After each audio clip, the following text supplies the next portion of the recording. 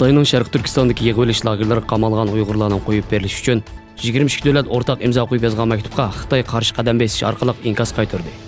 Xitoy doiralari 37 davlatning Birlashgan Davlatlar Tashkilotiga maktub yozib, o'zlarining atalmish terrorlik qarshi kurashlarini qo'llaganligini e'lon qildi. Bu maktubga imzo qo'ygan davlatlar orasida nurg'un Afrika davlatlari bilan birga Shimoliy Koreya, Venezuela, Kuba, Belorussiya, Burma, Filippin, Suriya, Pokiston, Oman, Kuvayt, Qatar va Arab Birlashma Xalifaligi qatorliq davlatlar o'rin olgan. Sharq Turkiston Ma'rif va hamkorlik jamiyati tarafidan o'rlashtirilgan Dunyo Sharq Turkistonliklar qarindoshlik uchrashuvi o'tkazildi. 11 navbatli qarindoshlik uchrashushining ochilish marosimi Zaytunburnu Kultur va madaniyat markazida o'tkazildi. Faoliyatda Istiqlol marshi va Sharq Turkiston marshi o'qildi. Faoliyat jarayonida Sharq Turkistonning madaniyati va san'atlarini aks ettiradigan buyumlar ko'rgazma qilindi. Shuning bilan birga zulmlar aks ettirilgan rasmlarga o'rin berildi. Xitoy bilan Arab davlatlari orasidagi tijoratning umumiy qiymati oldingi yilga qaraganda 28% oshib, 244 milliard dollar bo'lgan bo'lib, Beijing Arab davlatlari bilan savdo hamkorlikni kuchaytirmoqda. Xitoy shirkatlari Arab davlatlarida 35 milliard dollarlik yangi kelishimlarni imzolab, buni oldingi yilga qaraganda 9% oshirdi.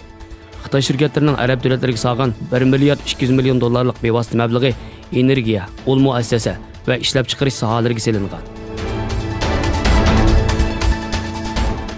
Rossiya Davlatlik Mudofaa boshqarish komiteti Qora dengiz flotining NATO va ittifoqdoshlarining har yili ilib berayotgan Beriz 2019 nomli manevrni kuzatib kelayotganligini bildirdi. Bayonotda manevrda dengiz aeroplanlarining charlash uchishi ilib borganligi, bal va beston tiplik boshqarilgan bomba sistemalarining vazifa o'taganligi, shundaqla radio elektrik iz qo'g'lash ilib berilganligini bildirgan. Qora dengizda davomlashayotgan manevrga Angliya, Italiya, Kanada, Amerika, Turkiya va boshqa davlatlarning armiyalari qatnashdi.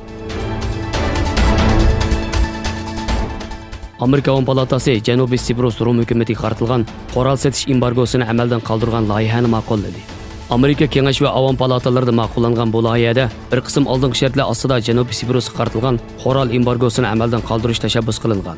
Qonunga asosan Janubiy Siprus doiralari Rossiyaga tava harbiy paraxotlarning portlarini qo'llashiga ruxsat qilmaydi.